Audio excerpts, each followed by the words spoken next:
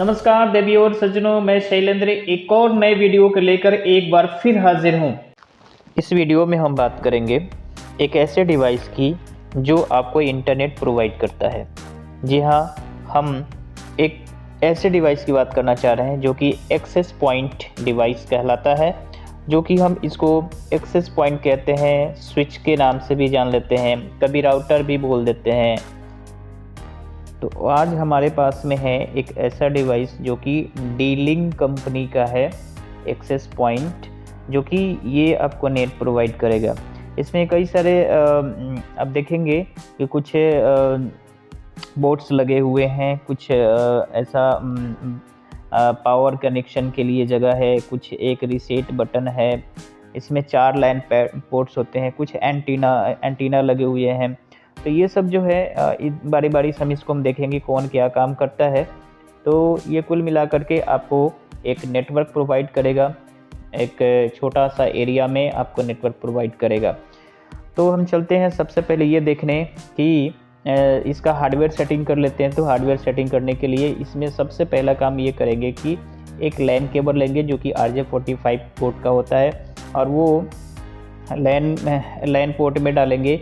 और पहला सिरा लैन पोर्ट में डाल करके दूसरा वाला हम कंप्यूटर में इसको एक्सेस देंगे, दूसरा वाला सिरा इसके कंप्यूटर में डालेंगे, लैपटॉप में डालेंगे। इसलिए इसके जो फॉर्मवेयर है, यानी कि जो इसके अंदर का जो सॉफ्टवेयर है, हम ये सिर्फ एक दो बटन से इसको हम लोग कंट्रोल नहीं कर सकते हैं। हम इसको कंप्यूटर में एक्सेस करके हम बहुत सारे सेटिंग्स को हम इसका कॉन्फ़िगरेशन दे सकते हैं।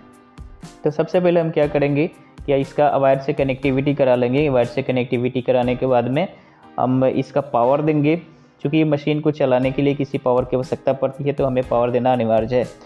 तो इसके बाद में पावर देने के बाद में हम सबसे पहले इस राउटर को हम अपने कंप्यूटर में एक्सेस लेना चाह रहे हैं।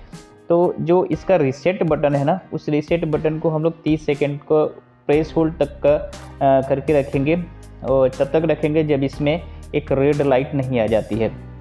रेड लाइट आने के बाद में हमें ये सिग्नल मिलता है कि जी जो पहले से इसकी सेटिंग हो रखी थी ना, वो बिल्कुल से ये क्या होता है कि एक नया फ्रेश एक तरीके से हो गया है, रीसेट हो चुका है। और रीसेट होने के बाद में हम इस पर अपना काम कर सकते हैं।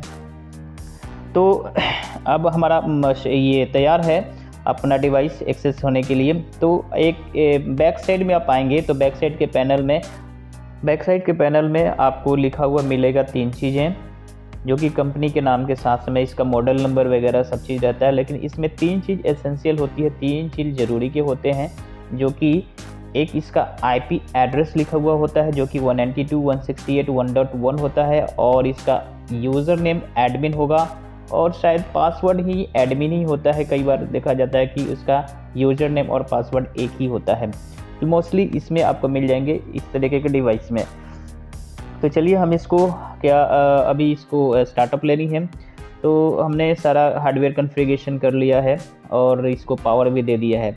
अब इसको एक्सेस करने के लिए सबसे पहले हम एक ब्राउज़र पे जाएंगे। कोई भी ब्राउज़र ले लेंगे, गूगल क्रोम हो, इंटरनेट एक्सप्लोरर हो, या फिर कोई सा भी एक ब्राउज़र इसको चाहिए होता है।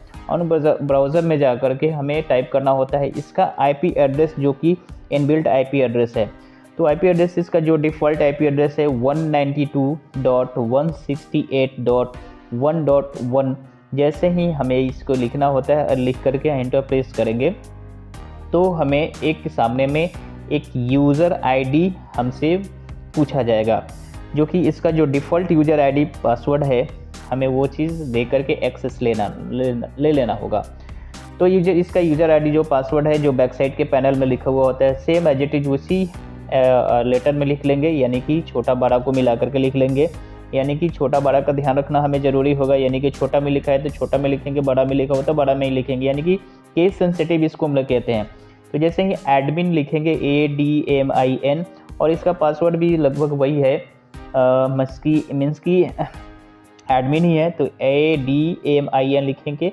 और जैसे इंटर प्रेस करेंगे वो उसका अंदर का जो सॉफ्टवेयर जो बना के रखा गया है, जो फॉर्मवेयर है, वो आपके सामने अपीयर होगा। और इन सॉफ्टवेयर से हमें बहुत सारे कॉन्फ़िगरेशन कर सकते हैं, यानी कि किसी एक ख़ास D-Link एक्सेस पॉइंट की बाकी कॉन्फ़िगरेशन के लिए नेक्स्ट वीडियो के लिए इंतज़ार करें।